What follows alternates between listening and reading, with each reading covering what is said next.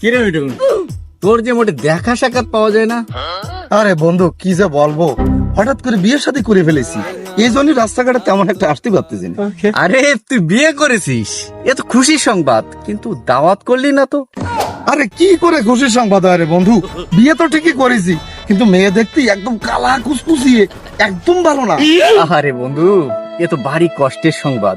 আরে পাগল, এটা দুঃখের সংবাদ হবে কেন, এ তো বিশাল সুখের সংবাদ। তোর বন্ধু কি অত কাঁচা কাজ করে নাই? সে মেয়ের বাবা হচ্ছে কোটিপতি, সে মেয়ের নামে প্রায় 30 কোটি টাকা ব্যাংকে রয়েছে। ও, এ তো ভারী সুখের সংবাদ। আরে বন্ধু আর কোষ নিয়ে, এ সুখের সংবাদ হবে কি করে? সে মেয়ের টাকা পয়সার একটা কানা করিও আমার দেয় না। আহারে বন্ধু, বিষয়টা তো ভারী কষ্টে, এ তো দুঃখের বিষয়। আরে বন্ধু তুই এত ভাঙে পড়তেছিস কেন?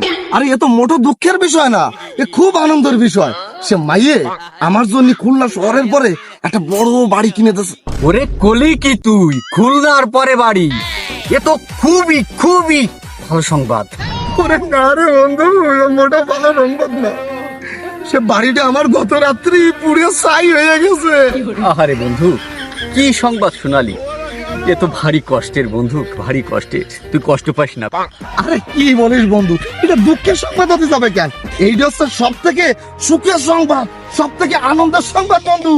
এই বস কি তুই, তোর বাড়ি পুড়িয়ে গেছে আর এটার সুখের সংবাদ বলতেছিস তুই? আরে পাগল, কি যে বলিস, বাড়ি পুড়ে গেছে এটা সুখের সংবাদ হবে না তো কি হবে?